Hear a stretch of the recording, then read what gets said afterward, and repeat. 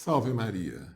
Vamos agora para o quarto dia da preparação para a consagração a Nossa Senhora na qualidade de escravo, segundo São Luís Maria Grignon de Montfort. A consagração ocorrerá no dia 15 de setembro, festa de Nossa Senhora das Dores. E agora, antes de começarmos este quarto dia, vamos rezar as 3 Ave-Marias. Ó Maria, fazei o meu coração tão puro quanto o vosso, pelo poder que vos deu o Deus Pai. Ave Maria, cheia de graça, o Senhor é convosco, bendita sois vós entre as mulheres, e bendito é o fruto do vosso ventre, Jesus. Santa Maria, Mãe de Deus, rogai por nós, pecadores, agora e na hora da nossa morte. Amém. Pela sabedoria que vos deu o Deus Filho. Ave Maria, cheia de graça, o Senhor é convosco, bendita sois vós entre as mulheres, e bendito é o fruto do vosso ventre, Jesus. Santa Maria, Mãe de Deus, rogai por nós, pecadores, agora e na hora da nossa morte. Amém?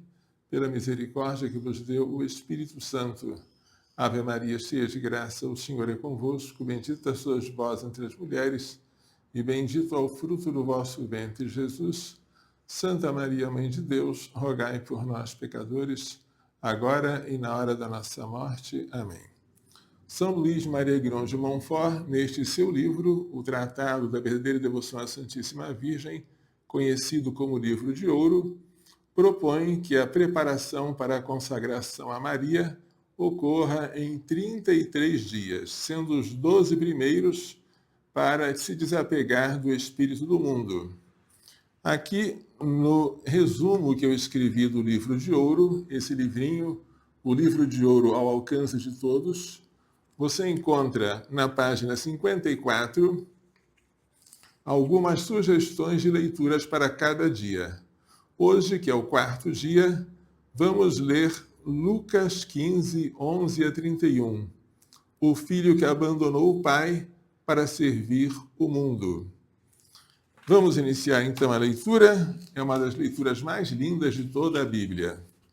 Lucas 15, 11 a 32. Disse ainda: um homem tinha 2 filhos. O mais jovem disse ao pai: Pai, dá-me a parte da herança que me cabe. O pai dividiu os bens entre eles. Poucos dias depois, ajuntando os seus haveres, o filho mais jovem partiu para uma região longínqua e ali dissipou sua herança numa vida devassa. E gastou tudo. Sobreveio àquela região uma grande fome e ele começou a passar privações. Foi então empregar-se com um dos homens daquela região que o mandou para seus campos cuidar dos porcos. Ele queria matar a fome com as bolotas que os porcos comiam, mas ninguém lhe as dava. E caindo em si disse: quantos empregados de meu pai têm pão com fartura, e eu aqui morrendo de fome? Vou-me embora, procurar o meu pai e dizer-lhe: Pai, pequei contra o céu e contra ti. Já não sou digno de ser chamado teu filho. Trata-me como um dos teus empregados. Partiu então e foi ao encontro de seu pai. Ele estava ainda ao longe quando seu pai viu-o, encheu-se de compaixão, correu, lançou-se-lhe ao pescoço, cobrindo-o de beijos. O filho então disse-lhe: Pai, pequei contra o céu e contra ti. Já não sou digno de ser chamado teu filho. Mas o pai disse a seus servos: Ide depressa, trazei a melhor túnica e revesti-o com ela. Ponde-lhe um anel no dedo e sandálias nos pés. Trazei o novilho cevado e matai-o. Comamos e festejamos, pois este meu filho estava morto e tornou a viver.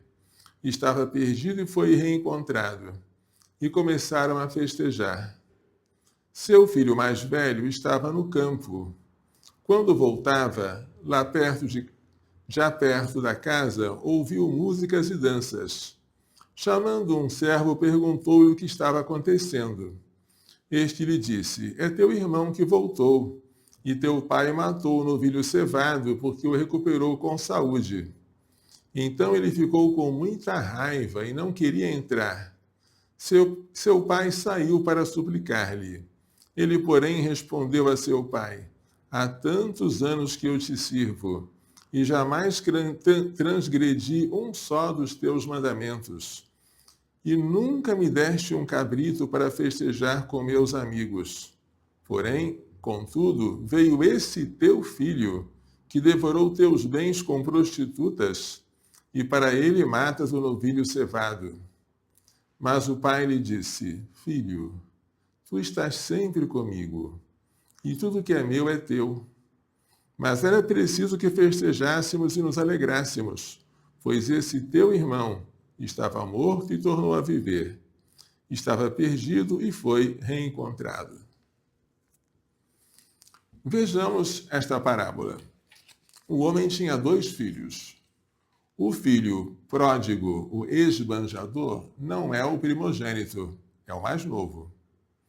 O mais novo é apressado, ele não quer esperar a hora de receber a herança. Ele quer a herança com o pai ainda vivo. E o pai reparte as propriedades entre os 2 filhos e entrega a sua parte ao filho que quer abandoná-lo.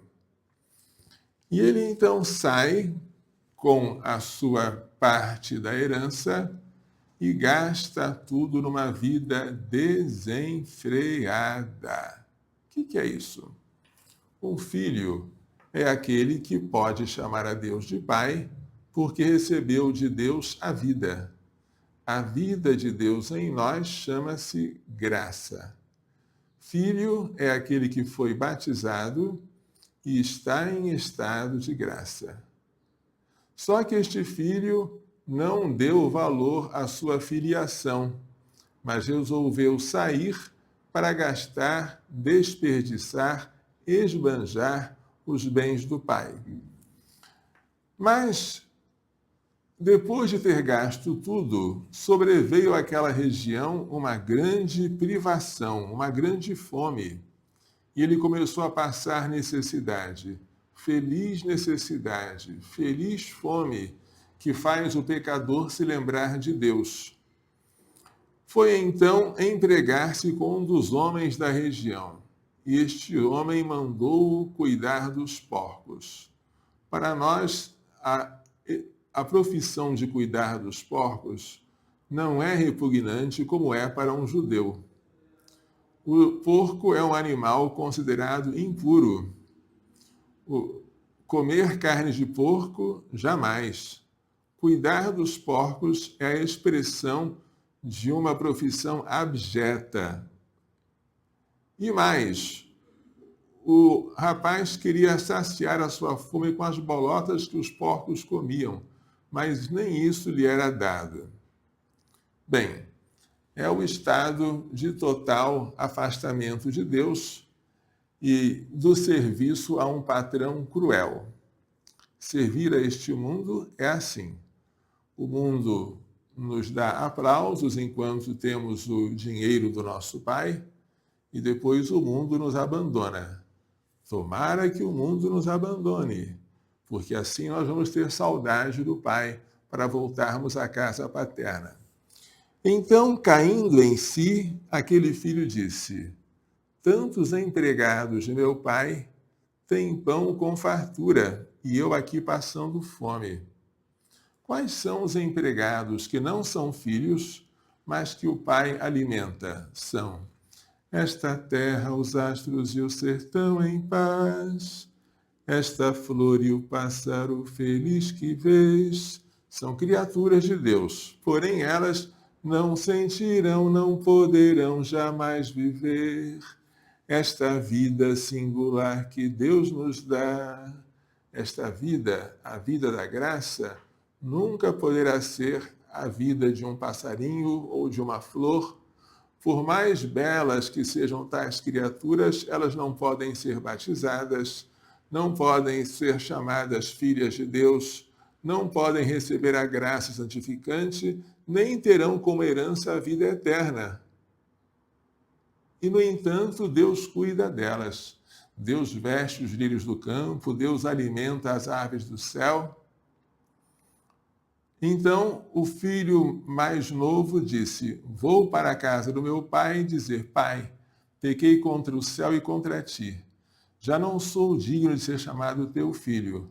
Trata-me como um dos teus empregados, porque ser tratado como uma criatura, mesmo sem ser filho, é melhor do que ser tratado pelo príncipe deste mundo, que é o demônio. E lá foi o filho, caminhando devagar ao encontro do pai, mas o pai estava ansioso pela sua volta. Tanto assim que ele o avistou ao longe, né? Vamos ver como diz aqui o versículo. Ele estava ainda ao longe quando o seu pai viu-o, encheu-se de compaixão, correu e lançou-se-lhe ao pescoço, cobrindo-o de beijos. O pai estava ansioso pelo retorno dele. E o retorno dele foi um motivo de grande alegria. Aí o filho foi contar o que havia ensaiado dizer. Pai, pequei contra o céu e contra ti.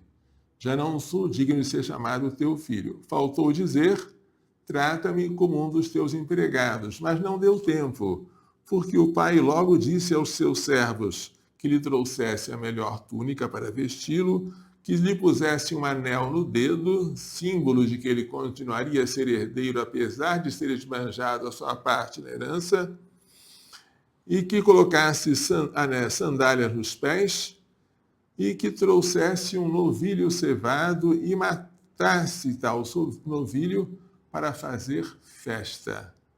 Comamos e festejamos. Este meu filho estava morto e reviveu.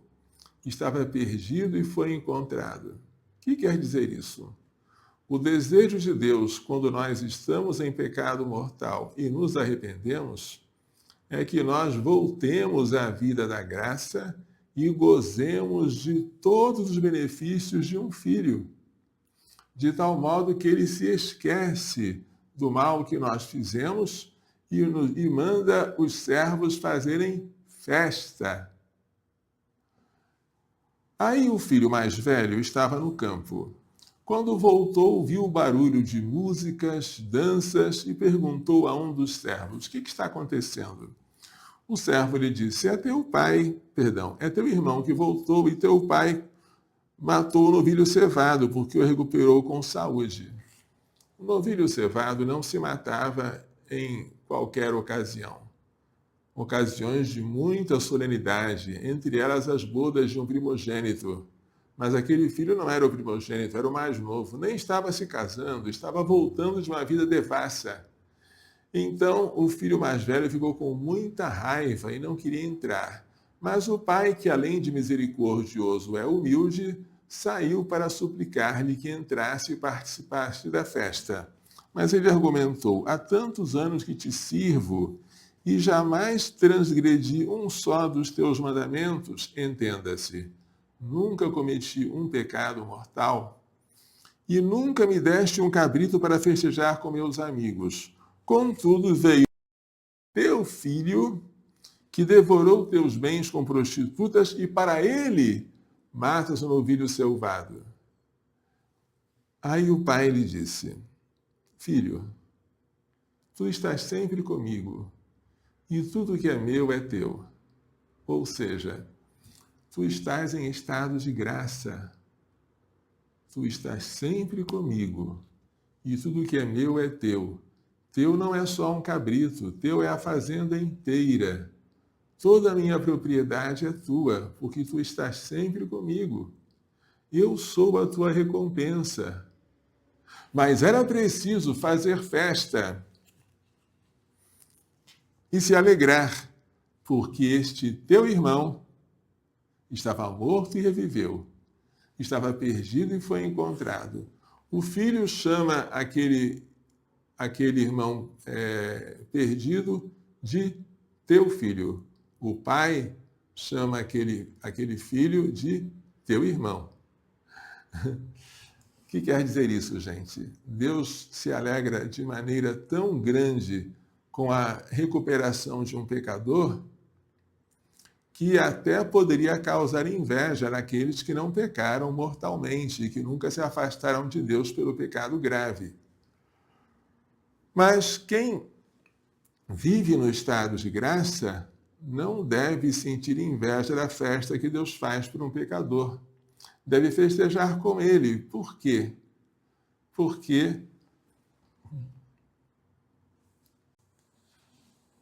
Porque quem está em estado de graça está numa permanente festa. Uma permanente festa. Se alguém me ama, guardará a minha palavra, e meu Pai o amará, e viremos a ele, e nele faremos morada. Você já tem em Deus a causa de sua festa, se você está em estado de graça. E se o teu irmão estava morto e reviveu, estava perdido e foi encontrado, se ele estava no pecado e agora voltou ao estado de graça, ele vai viver como você. Então você tem que festejar. A festa é porque aconteceu algo de extraordinário. Não foi apenas a permanência na graça de quem já estava em estado de graça. O que aconteceu foi um milagre. A passagem do estado de pecado para o estado de graça. E acreditem, a igreja nos ensina, quem cometeu um pecado mortal não é capaz por si só de se arrepender. Não pode. Se um pecador em pecado mortal se arrepende, é porque Deus lhe dá um empurrão sobrenatural chamado graça atual. E é por causa desta graça que o pecador se arrepende e volta para procurar o sacramento da penitência, para se confessar e para ter os seus pecados absolvidos. A indigência de um pecador é tamanha que ele não consegue sequer se arrepender dos seus pecados. Muito menos voltar por si só do pecado à graça. É impossível. A conversão do pecador é um milagre. É um milagre que supera o milagre da criação do mundo. Que coisa linda! E é por este milagre que devemos por causa deste milagre que devemos festejar. Mas vamos nos concentrar aqui neste filho que abandonou o pai para servir ao mundo. Nós que estamos nos preparando para nos consagrar ou renovar a consagração a Jesus pelas mãos de Maria na qualidade de escravo, já deixamos o pecado mortal. Talvez nós já tenhamos sido os filhos pródigos, mas o pecado mortal para nós já não é mais uma realidade, é algo do passado. Falei isso antes e repito. Se algum dentre nós tem um pecado mortal de estimação, se comete esse pecado, continua a cometê-lo e já está prevendo que vai cometer de novo, esta pessoa não deve se consagrar a Jesus pelas mãos de Maria na qualidade de escravo, porque a quem muito foi dado, muito será cobrado. Então, o mínimo que se exige para alguém fazer esta consagração é que já tenha abandonado, e abandonado para sempre, o pecado mortal. Se você está em estado de graça, você pode dizer: eu estou sempre com o Pai, e tudo que o Pai tem é meu. Mas tome cuidado, porque pode ser que você, embora já tenha abandonado o pecado, você ainda tenha afeições desordenadas pelo pecado. Embora você rejeite a este mundo, você, sem perceber, ainda cede a ele e às suas seduções. E isso é muito perigoso. Vamos imaginar, você não comete pecado mortal, não comete mais, graças a Deus. Mas você ainda se dá o direito de cometer pecados veniais. Por exemplo, a mentira. A mentira geralmente é um pecado venial. E você acha que por ser pecado venial, você pode cometê-la com normalidade, desde que seja uma mentira pequena, uma mentira para salvar-se de alguma dificuldade, uma mentira praticada com boa intenção, e você não se esforça muito para se livrar de mentir. para você, a mentira é uma coisa aceitável. Quase que ela nem chega a ser um pecado. Ela é um pecado. E se você comete a mentira deliberadamente, esse pecado venial deliberado é aquilo que mais entrava o seu projeto, o seu avanço espiritual depois de um pecado mortal. Então, não podemos nos dar o luxo de ter também pecados veniais deliberados de estimação. A mentira, se você já mentiu, se você já teve este hábito, que você renuncie a ela para sempre, porque o pai da mentira é o demônio. E quando ele mente, faz aquilo que lhe é próprio, e você já renunciou ao demônio, que é o príncipe deste mundo. Se você ainda se dá o direito de vez em quando, se irritar com as pessoas e ofendê-las e humilhá-las com as suas palavras, pode ser até que esta sua humilhação feita ao outro seja um pecado venial. Mas se você acha que você pode fazer isso porque o outro mereceu, porque você tem razão, se você se dá o direito de fazer uma vingança, mesmo que seja vingança com os lábios e com a boca e com as palavras, ainda que isso seja um pecado venial, afasta isso de você, mas afasta mesmo. Senão você não vai progredir, porque aquele que não ama ao irmão a quem vê, como pode amar a Deus a quem não vê? Então, até mesmo os pecados veniais, eles devem ser afastados de nós, e afastados com violência. E eu não quero cometer tais pecados. Eu não quero falar mal dos outros, não quero comentar as qualidades negativas dos outros, eu não quero humilhar aos outros, eu não quero dizer mentiras, eu não quero deixar de fazer as minhas obrigações com a máxima perfeição. Eu não quero ser relaxado nas coisas de Deus. Tudo isso devemos meditar. Será que nós estamos fazendo? Será que ainda que tenhamos rejeitado o mundo, nós ainda temos laços afetivos com ele que não queremos nos libertar? Justamente para se desapegar do espírito do mundo é que existem esses 12 dias preparatórios. Vamos meditar nisso, tá? Para que aquilo que o pai falou para o filho mais velho seja plenamente verdade em nós. Filho, tu estás sempre comigo. Estamos mesmo sempre com Deus? E tudo que é meu é teu.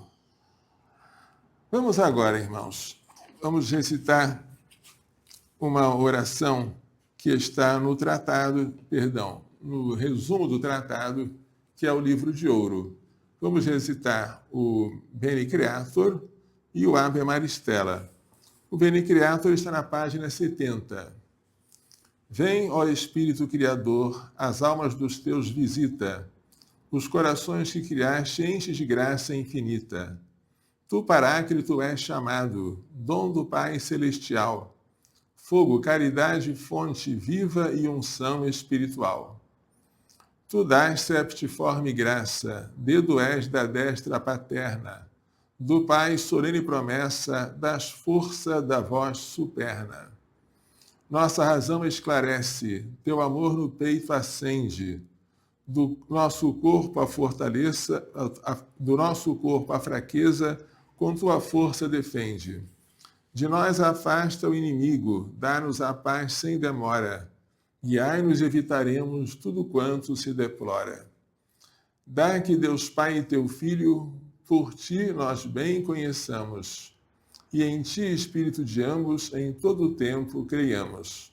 A Deus Pai se dê a glória, e ao Filho ressuscitado, Paráclito, e a ti também, com louvor perpetuado. Amém. Enviai o vosso Espírito, e tudo será criado, e renovareis a face da terra. Oremos. Ó Deus, que instruíste os corações dos vossos fiéis com a luz do Espírito Santo, Concedei-nos que no mesmo Espírito conheçamos o que é reto e gozemos sempre as suas consolações. Por Cristo nosso Senhor. Amém. Agora, a Ave Maristela, na página 71, Ave Estrela do Mar.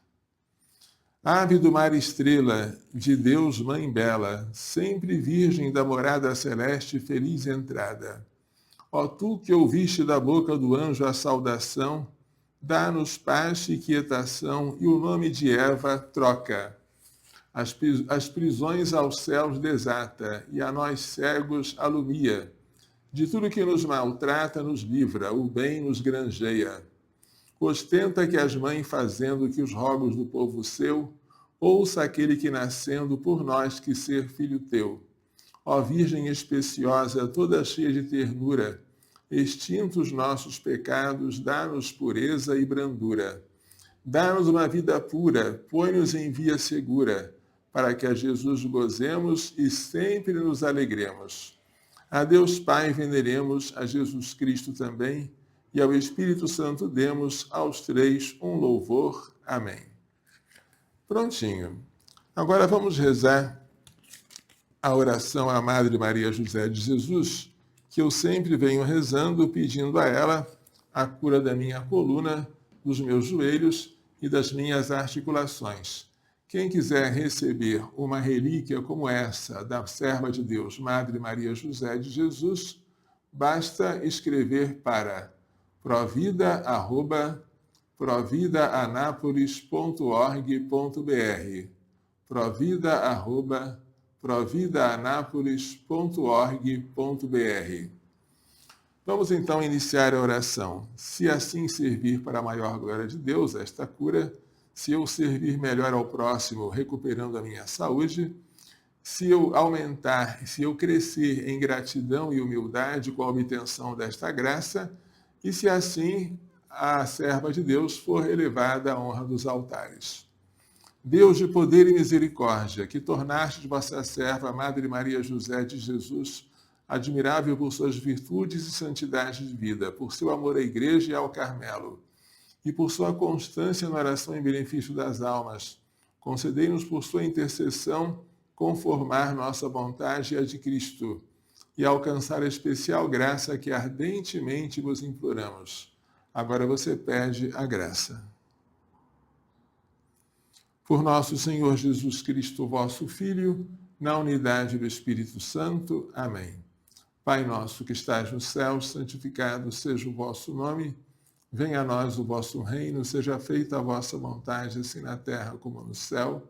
O pão nosso de cada dia nos dai hoje, perdoai-nos as nossas ofensas, assim como nós perdoamos a quem nos tem ofendido.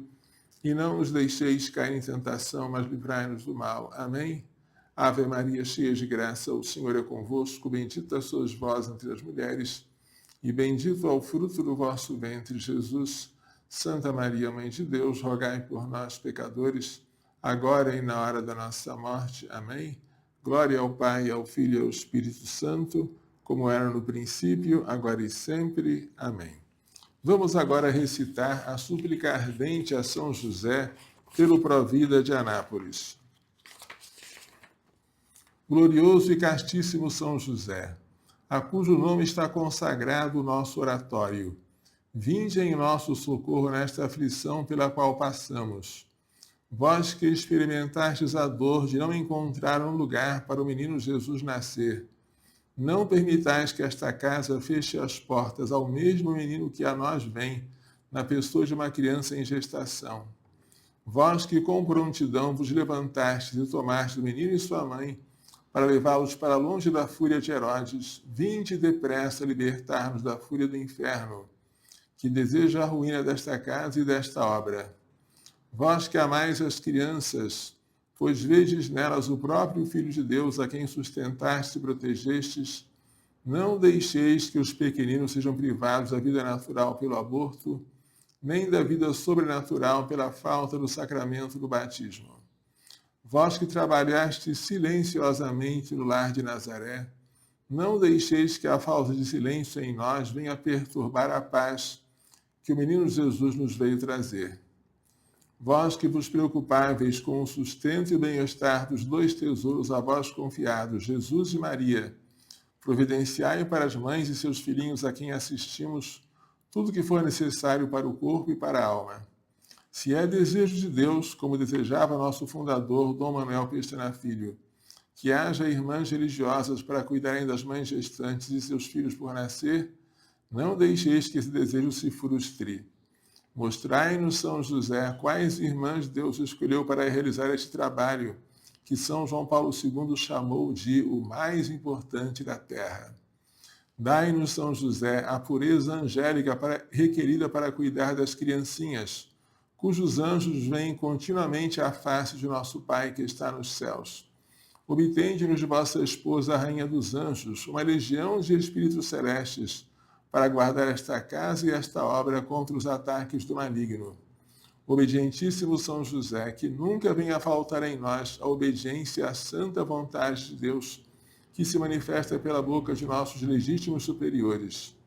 Neste momento em que tudo parece ruir, em que as águas enchem a barca que parece prestes a afundar, em que não vemos saída para nossos problemas, manifestai o poder de vossa intercessão junto a Jesus e Maria.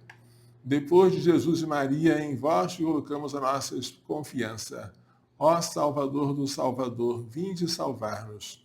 Ó Pai virginal de Jesus e Esposo castíssimo da Virgem Maria, vinde sem demora em nosso auxílio. Então, amanhã será o 5º dia, com a graça de Deus, né? Para nós nos desapegarmos do espírito do mundo. O Senhor esteja convosco.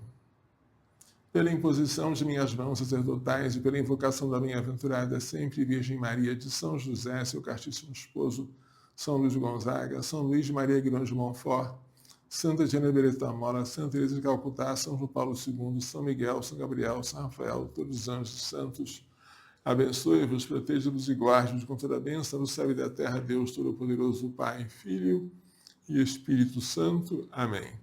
Coração Imaculado de Maria, livrai-nos da maldição do aborto. Pela vossa Imaculada Conceição a Maria, purificai meu corpo e santificai minha alma. Salve Maria.